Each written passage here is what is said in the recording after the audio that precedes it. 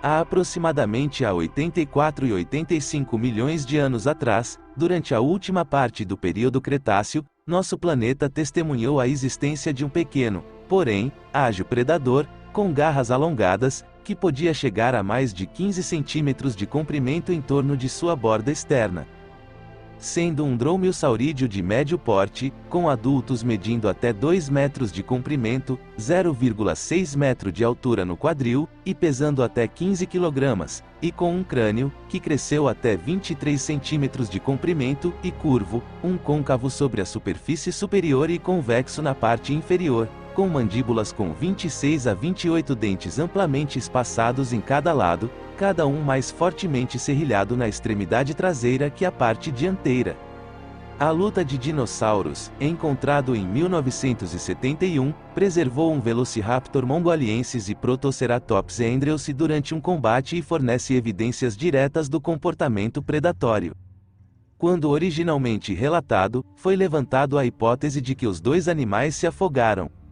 No entanto, como os animais foram preservados em antigos depósitos de areia de dunas, pensavam que os animais tinham sido enterrados na areia, seja por uma duna em colapso ou por uma tempestade de areia. O sepultamento deve ter sido extremamente rápido, a julgar pelas poses realistas em que os animais foram preservados. Partes do Protoceratops estão faltando, o que foi visto como prova de alimentação por outros animais. A garra no segundo dedo dos dromaeossaurídeos, tradicionalmente tem sido descrito como uma arma cortante. Seu uso assumido poderia ser para cortar e desmembrar presas. Isto sugere que o Velociraptor pode ter usado sua garra para perfurar regiões vitais da garganta, como a veia jugular, artéria carótida ou a traqueia, ao invés de cortar o abdômen. A borda interna da garra foi arredondada e não invulgarmente afiada, o que pode ter impedido qualquer tipo de corte ou ação, embora apenas o núcleo ósseo da garra seja conhecido. A espessura da parede abdominal de pele e músculos de grandes presas teriam sido difíceis para cortar sem uma superfície de corte especializada. Os cineastas aumentaram consideravelmente o tamanho do Velociraptor e mudaram a forma do focinho para proporções mais características do Deinonychus. O Velociraptor da vida real, como muitos outros terópodes maniraptores, eram cobertos de penas. Como Jurassic Park e The Lost World, Jurassic Park, foram lançados antes dessa descoberta, então as criaturas, em ambos os filmes são retratados como sem penas com escalas na forma de répteis modernos.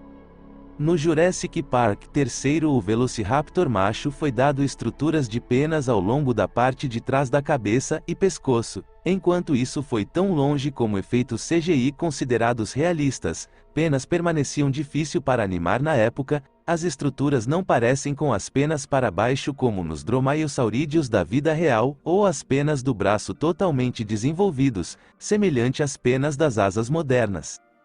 Velociraptor era de sangue quente, em certa medida, uma vez que exigia uma quantidade significativa de energia para caçar.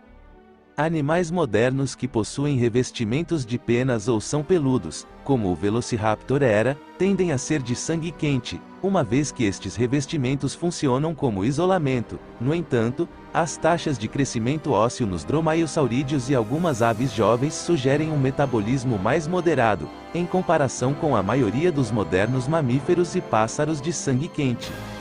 Velociraptor era de sangue quente, em certa medida, uma vez que exigia uma quantidade significativa de energia para caçar.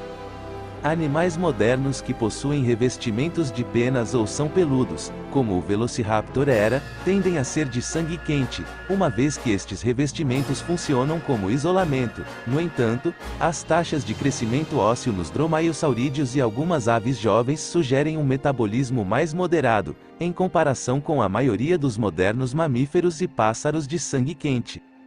Quanto mais aprendemos sobre esses animais, mais descobrimos que basicamente não há diferença entre aves e seus ancestrais dinossauros estreitamente relacionados como o Velociraptor. Ambos têm fúrcula, chocam seus ninhos, possuem ossos ocos e eram cobertos de penas. Se os animais como o Velociraptor estivessem vivos hoje, a nossa primeira impressão seria a de que eles eram apenas pássaros muito incomuns.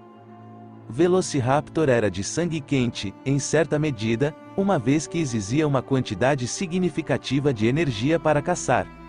Animais modernos que possuem revestimentos de penas ou são peludos, como o Velociraptor era, tendem a ser de sangue quente, uma vez que estes revestimentos funcionam como isolamento. No entanto, as taxas de crescimento ósseo nos dromaeossaurídeos e algumas aves jovens sugerem um metabolismo mais moderado, em comparação com a maioria dos modernos mamíferos e pássaros de sangue quente.